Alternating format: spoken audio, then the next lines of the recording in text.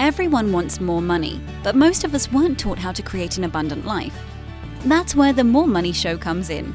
If you're ready to have more money, create more freedom, and experience more fun, turn the volume up. It's time to learn how to create the prosperity and life you have been dreaming of. Here's your host, Cassie Parks.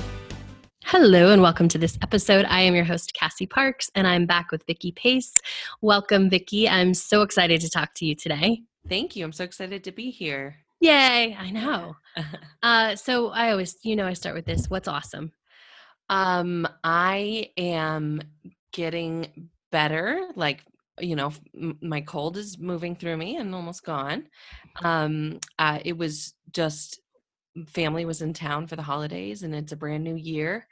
And I have a lot of fun, interesting things coming to me and that I'm actually in right now, and lots of growth and learning happening, and I just found $100. Yay! Yeah. That's so awesome. Yeah. I love it. So obviously we're celebrating your success in this moment. And my first question for you today is, what role does celebrating others play in your success? Well, this is a really tangible, immediate example in that we just had a coach, an Enchanted Circle coaching call an hour ago. It started an hour ago, and I normally sit and am very present with them, but today I was banking on the half an hour before this call. So I realized we were going to go over that. So I decided to start my laundry while I was listening, and I was stripping the bed and found, the reason celebrating plays into this is because most of those calls are just us celebrating and clapping and laughing and saying, yay, good job, and hearing about other people's success stories. And that really, I think, amps you up and spirals you up. And sure enough, I was spiraled up, and I was still pretty present, I would say, considering I was stripping the bed. And I looked under a coaster, and there was $100 bill under it from my family that was staying here. Yay! So, yeah, I'd say there are a lot of times when that happens sort of back to back, when I'm celebrating other people's success and fun and awesome times. And then sort of immediately after, something great and abundant happens for me, or, within a couple days. And I generally don't, it's a habit now. I think I've been doing it long enough. I just am yes, that's great. And I just started a restaurant job where I'm serving, and other servers talk about how much money they're making. And I think I've said this on other interviews before, where I just am oh my gosh, yes, you made that much money. That's great. And they have all their other stories. But to me, I'm just yes, this is great. Everybody, all of this money just flowing in for us. And if anything, the immediate gratification, instant gratification that I get from that is just that sense of ease and happiness. And to me, that's abundant. That's amazing. I love it. And I'm glad that you brought that up, because I was is that an interview or was that a call that she said about? It might have been a call. It might have. Yeah. So I'm glad you said it, because I think it's super important, right? Yeah. That there's so many lessons in that. Number one, you can always own your own story. It doesn't matter if somebody's oh, I made this much money, and what their story is about it. You get to be oh, that's a lot of money. I'm going to celebrate that. And part of the way that you own your own story is to celebrate. Right? Yes. Not convince them, not talk to them about why they shouldn't stay. But if somebody's I made this much money, you're yay, that's awesome. Yeah. Yeah, it's great. And I can tell for some people it's not off-putting, but it's out of their comfort zone for sure. When I'm celebrating that they made $40, it's not what they're used to, but they'll get used to it. Yeah, I love that. Yeah. So let's talk about, you mentioned this, and I love that you did. So it's very common. Well, so you have gone through periods of depression in your life. It's a thing. I don't want to say part of you, but it's just been part of your experience up until this point, right? Yeah. And may continue to be. And what is the thing that you were sharing with me about, when you got into the law of attraction and what you thought in the beginning? Part of why I got into the LOA was that I felt it would help me be happy all the time, that I wouldn't be depressed anymore, that I would just, what do you and Ginny say, sunshine and rainbows or Yeah. something, or Yeah. unicorns and rainbows all the time.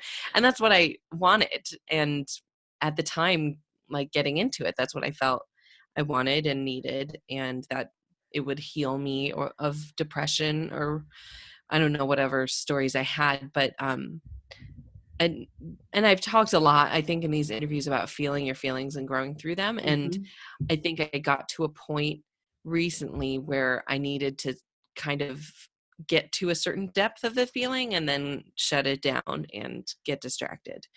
Because I think it started, there was just a period where there was tricky things happening, and I just got overwhelmed, and I allowed myself to feel, and then it got to a scary point, and I brought it to a call. I wasn't going to bring it up on that Enchanted Circle call, but I thought it just happened, and I brought it up. And I knew you were going to tell me to not, like, you were like, I'm going to give you permission to not go as deep as you have been going, because clearly it's not like a safe space all the time for you. So that was good to hear, because then since that call, I have had some sad moments where I let myself cry and feel it out, but then I stop it before, like, I can feel myself getting, sort of flipping that switch into the depressed spiral, as opposed to feeling the feelings.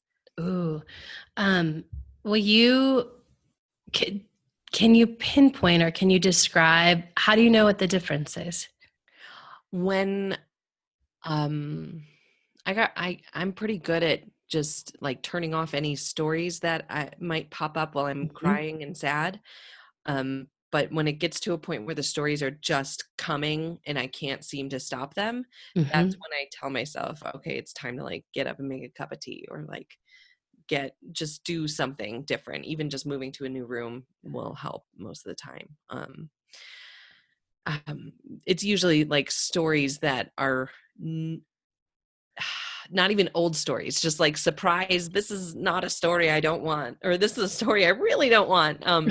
Like those stories that come out of nowhere, that are totally not where my head is or where my life is. Those are the times that I'm like, okay, this is not, like, this is the time to stop, and this is the time to move on. I love that, because what you're saying is that, and I think this is true. Like, I think that, going to depressed place is, it's not that and it may completely go away, right? At some point, like, we can always hold open that that's a possible story, right? Is that it goes away. And yet we can also learn and understand how to navigate it in the most LOA possible, which is to feel it as much as is possible. Right. And I love that you have learned for yourself, because this is huge self-awareness, what it feels like when I need to shut it down. Yeah. And I also love that and I don't know if this was a skill you came with before, or if this is part of the feeling process. Like, I love that you were like, I could just move rooms and that stops it. Yeah. Or make a cup of tea, or just because it's not like you're like going out and trying to be happy again. Right. Yeah. It's just sort of giving myself a new activity. Yeah. Just shifting focus. Yeah. Even getting up and getting a different blanket to come back to the couch and keep crying. It's like, even that shift, usually by the time I get back, it's like, okay, no, I'm ready to like turn on Netflix or something. Yeah. And little things like that usually trigger me out sometimes. Or it's just, I think one time I was crying to my boyfriend, and he was sort of his other people's way of coping through these things is sort of asking you to get deeper. And I was like, I knew I was to the point where I needed to stop and move on. And I just was like, nope, I got it. I'm done. I'm moving on. Let's go. And it surprised him, but he was fine. Yeah. So. And what is that permission to, so in the beginning you had to learn it was okay to feel and cry. Mhm. And now we moved on to permission to stop when that doesn't feel okay anymore. Like, how is that next level of permission to stop feeling open up space and shifts in your world? I think it's the self-awareness and the trust in that self-awareness. Um, like I'm aware enough of myself to be able to know when to stop Mm-hmm. and to trust that I've felt it enough and I can move on. I've thought back to a couple of those things and I'm like, do I still need to cry about that? Like, I'm in a good spot right now. Do I need to just like trigger it and cry? And I've been like, no, I'm good. It's fine. It's moved on and we're good. Um, so I think that's part of the process. I think I needed to go through all of those other times of being sad and going to the depth of it and feeling it out, to be able to know now what it is like, Mm-hmm. where I'm at in different parts. Like if I'm in a good spot and I get really, really sad, I usually can feel through the depth of it. But if I'm already in like a neutral position, to go Mm-hmm. deeper than that can be when I need to stop myself, before it gets any worse. Yeah, I love Mhm. that. Both because I agree. Like, we can feel the depths of sadness when we're in that happier place, which seems a little counterintuitive, I think. Right. But we have that space to go down. And I love that you said, Mhm. like, when I'm in neutral, I don't have the space to fill the That's well. right. That's exactly it. Yeah. I'm already like halfway down in it. There's not much, like you hit rock bottom at one point and that's when I'm like, okay, time to get back up to neutral and go do something. Yeah.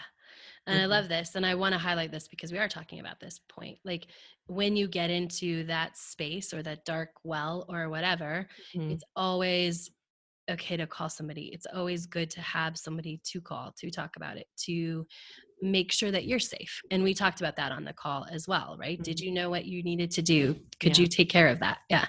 Yeah. And luckily this has happened before. In one of my housemates is my cousin. She grew up with me and she knows our family has a history of it. So she knew how to deal with it, like from when my mom was dealing with it, and from the last time it happened, she was in the house too. So it was great. She came down. She knew. She was like, "You seemed off, and you haven't been out of your room in 2 hours, so I'm just gonna come in here."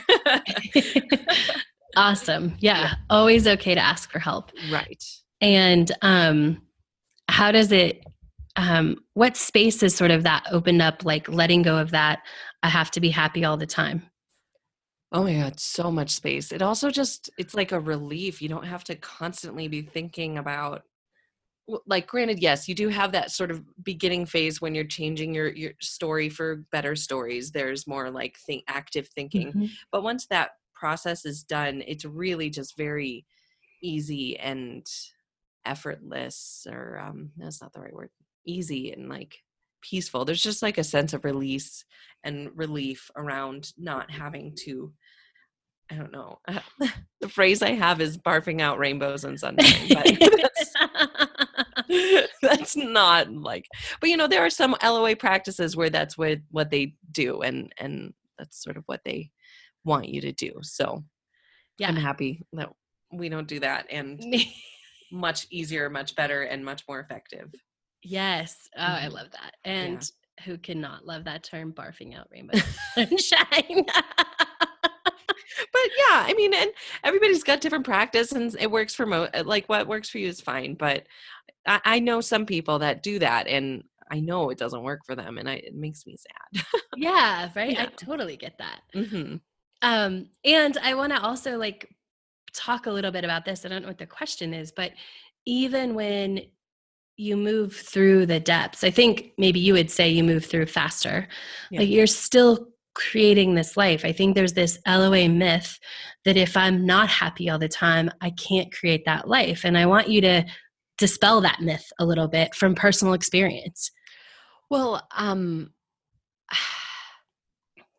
it's like things are still happening for me. Like even when I was in those really like scary places, there was stuff in the works that I think my old LOA practice would have started saying, "Oh, you're sad now. You're not going to get any of that now. It's going to fall through." And who knows, maybe it would have. That's all hypothetical. It doesn't matter. But what happened, what ended up happening was it's all still happening, and it's all moving forward even faster than it was before. And maybe it's not faster. I know you and Ginny talk sometimes about time and perception of time, but I think when things are moving well and easily, for me, time is shorter. Like things Yes. manifest faster, or they feel faster. Yeah. Right. And yeah. And what I heard you say was like on the tail end, like even though like all those things were still in the works when you didn't feel, when you weren't barfing rainbows and sunshine, Right. my favorite term for the day.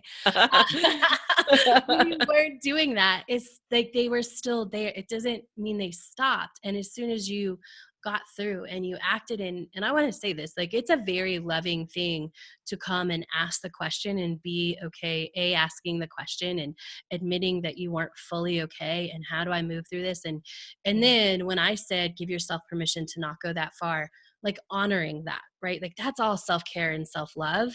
And I just want to highlight that's also why it moves faster, because those are acts of self-care and self-love. Like forcing yourself to somehow be in the darkest place ever, like because you like you got to feel or whatever, isn't going to lead to that faster. So that's also part of it, is that you honored yourself in the whole process, and that's why it is faster as well. Number one, because what you've put in motion doesn't stop when we feel sad for a moment. And a moment can be a moment, an hour, a day, or a week, right? That stuff doesn't stop because of that. But also that when you get through it, it feels like it's moving super fast. And it probably did come faster because you didn't resist anything. Yeah. And sort of the picture that comes to mind is like clearing a blank slate in your body and like opening up space, allowing that sort of, the barfing thing's coming up again, but like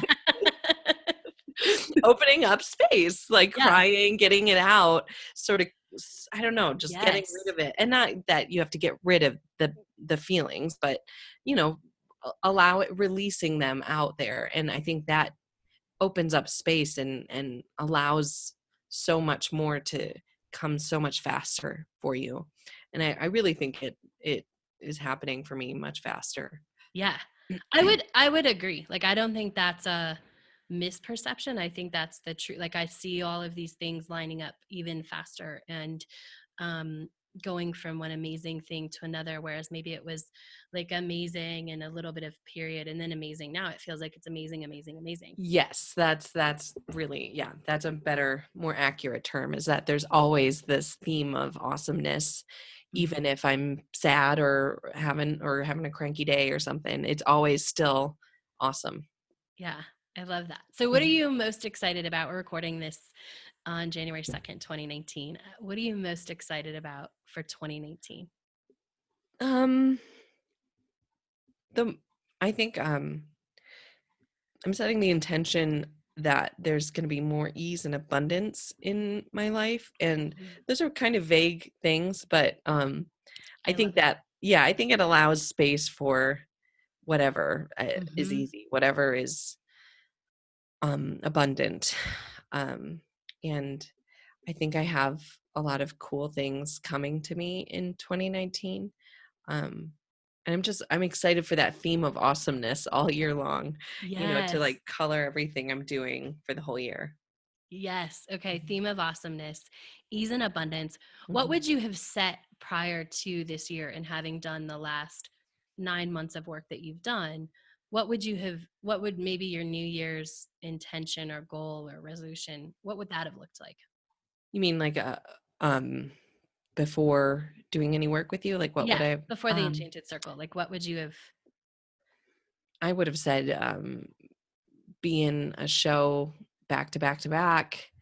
Actually, I think that was my goal last year, and I have been in a show back to back. Yay! I'm ready for a break. You want the ease now with the abundance, right? Exactly. And I think that's why I want these ease and abundance, because I think that opens it up for time for breaks and time for vacations, but also getting like artistically fulfilled, creatively expressing myself still. Yes. Mhm. And so in the past, did you feel like you had to set that specific, like, I want back-to-back shows, I want this, I want that, versus now it feels like you can leave it open. You're like, ease in abundance is going to be amazing. Yeah, and I did have an like a goal popped into my head of playing a specific role, but Mhm. I'm just gonna let it go because it doesn't feel like it feels too controlling the how, or maybe too specific is more what comes to mind. Like I want to keep it open, and something really cool is coming and is gonna happen for me. Um, yeah. Awesome. I love it. So we talked a little bit. So this will be when everybody hears this, this will sort of be the this will be like chapter 1 of this growth journey, or season 1 Hmm. of this growth journey. And so what do you think is, why does it and we talked about how we both feel like this is sort of the wrap up of this phase, and then we're going into a new phase. So Yeah. you talk a little bit about that, and sort of what has phase 1 been, and what do you think phase 2, how is that going to open up differently? Phase one, I think, has been learning myself and Mhm. the learning to trust the process. Mhm. And I think both kind of went hand in hand along the way. And now that I trust the process sort of implicitly and know myself so much better than I did the year before, I know things are just going to move so much faster and so much more um, easily. Um, and I'm really excited to see how it goes because I got to do the workshop finally for the Yes. yes, and that was something that was so fun, and I can't wait to do the next one in a couple weeks. Um, Yes. I yeah. love that. Hmm. Have we I feel like we haven't even talked about the workshop. We have not, I don't Not in think. this, no, not right, not in this No. interview, no. Yeah, did we I don't know if we talked about it in last interview, or if that was prior to you doing the It workshop. was prior to. Yeah, so Mhm. what is the biggest thing, or aha, or awesomeness that came out of the workshop for you?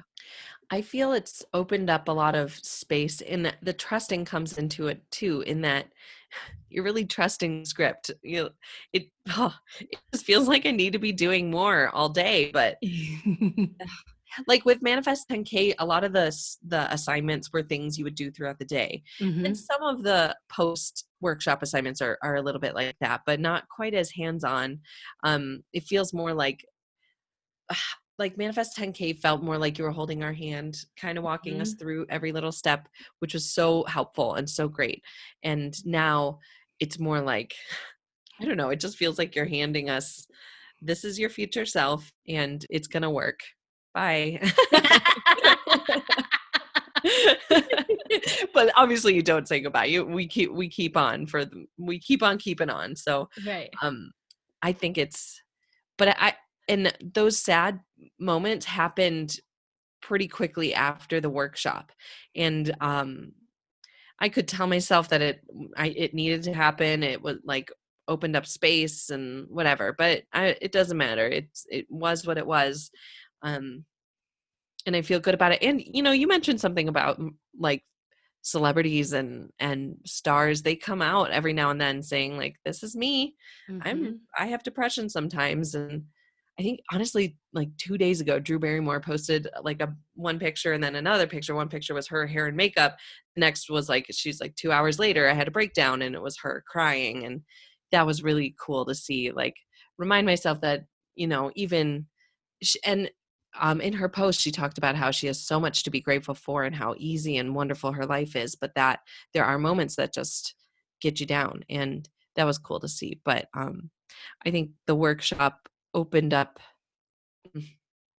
it was like, it was so fun to see the future self that I'm becoming Mhm. and um, to believe that there's so many great things in store for me. Yeah. So, mhm. That's awesome. Yeah, it's super awesome. And I think that's why this feels maybe like the end of phase 1, is like, Mhm. now we are moving into your future self, and we're going to start exploring her, which you're right is a little bit less handheld, and it's a little bit more, okay, we're looking at this person in And how do you become more than, right? It's not, I don't tell you go do these things. I tell you come up with these things on your own, like base them off of your future self. Which is sort of the transition, which is cool. And you're right, is like and the goal is really to teach you all how to do that, how to see it, how to see all those steps for yourself, which is fun. Yeah. And I think there's been so much growth already that it happened really quickly. Since I was so sad for that, I don't know, whatever it was, for like a week or so, since I've gotten out of it, things have just booked along so fast and so great that I even to you yesterday, I was like, what do I do when I don't have any days off? So yeah, it's great. And it's all worked out. And I even manifested a day off today. So awesome. I know we should probably end with that story because I think it's such a reflection of the trust that you've come to have, of how you've learned to let go. So yeah, share that story as we kind of wrap up today. So I knew going into with the new restaurant, the scheduling system is off. It was just like a manager sent us a PDF of what it is. So doesn't matter. I forgot that this interview was happening today until like yesterday going into my shift. So I went to the bathroom to like hide being on my phone and was like, oh, I'll just go in and see if I can reschedule it like I did last time. But this was last night. So it was within probably 24 hours. And I'm sure the system is set up that you can't change it within 24 hours. But so I looked on the app and there was no way there was no like reschedule button like it was last time. So I just was like, oh, well, it'll work out. That's fine. And I closed my app and I went back out and worked my shift. And then I was inspired later because I heard the manager say she's looking to cut servers for the next morning. And I said, well, I'm happy to volunteer as one of the first people you cut. And she seemed like she didn't want to cut me. So I was like, all right, well, it'll work out. And, and then I just kept working. And then later like right before I was leaving, had my jacket on. Her assistant ran up to me and was like, oh, by the way, Mimi wants to cut you in the morning. Is that okay? Or are you okay with being cut? And I was like, yes, what? Yes, this is great. Right? Obviously, it was like, I would love to keep working here. I love working here, but yes, this is perfect. So that was so great. And then my morning opened up and I thought this call was at 10. So I had an extra hour in the morning. I love it. And you got to be on the Enchanted Circle call and you got to be here and you so fun because I think there's something like, it would have been fun if you found that $100 on your own. Yeah. But it had to be even more fun in the midst of everybody being like, I mean, that like my total's over 10, my total's over 40, my total's over this. And you're like, and I've literally found $100. Like on this call, it's right here. Yeah. Yeah. I love it. And I think it just speaks to how you've learned to just like, okay, it's going to work out. And you trust that. And you just move through your life. And that's one of the biggest LOA lessons if people could learn, like, no, I don't have to like, oh no, I don't have to freak out that the app isn't working and I can't reschedule. And right. I don't have to bug the manager. Like, are you going to cut me tomorrow? Are you going to do this? Right. Which is like not good for either of you. No. Right. No. Yeah. Yeah. And even like there's just so many things that have been happening that I just roll off my back because it all works out. And I think I used to kind of manhandle that phrase, like it works out for me, everything works out. But now it just is.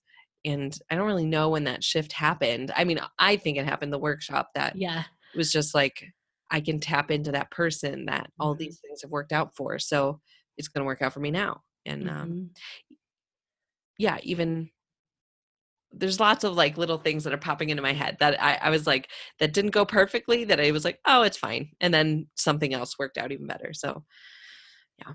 That's awesome. I could say, I'm sure it probably did come from the workshop because you're right. And I know we had some discussions about, this, it worked out from this point. We know it worked out for her, for you. We know it leads here.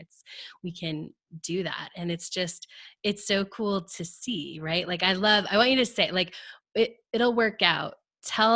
Share what that means. Cause I totally get it. When you say, I used to manhandle that phrase.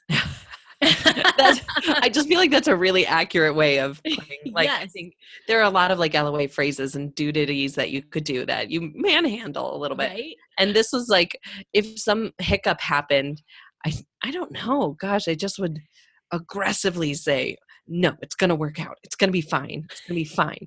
And would just like continue thinking, it's going to be fine. It's going to be fine. And like have that kind of as a mantra almost running through my head. And I think there's a time and a place for something like that, but I was doing it all the time and it was not cute. I mean, it just was like, Not cute. it was just like every little thing. I was like, oh, it's going to work out. It's fine. But I think I started to look for ways that it worked out as opposed to working defensively. I was, working offensively, like finding ways that things have worked out for me, as opposed to when something doesn't work out perfectly, I would immediately start saying, oh, it's going to work out. It's going to work out. Or maybe it's opposite. I'm working defensively versus offensively. I don't know. Yeah. I think now it's offense, right?